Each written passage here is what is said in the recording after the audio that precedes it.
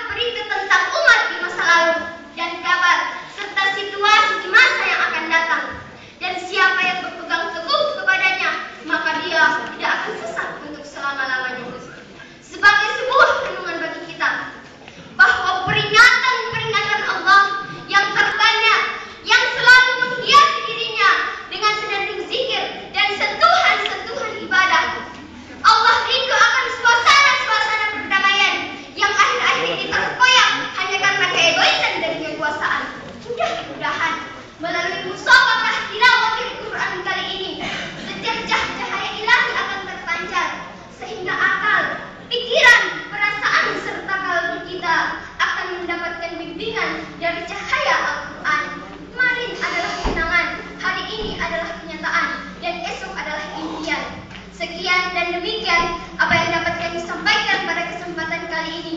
Lebih dan kurangnya kami mohon maaf. Sebagaimana pepatah mengatakan, tak ada gading yang tak retak, tak ada mawar yang tak berduri, tak ada pisang yang tak bengkok. Begitu pula kami tidak akan pernah luput dari kesalahan dan kehilafan. Wallahul musta'an.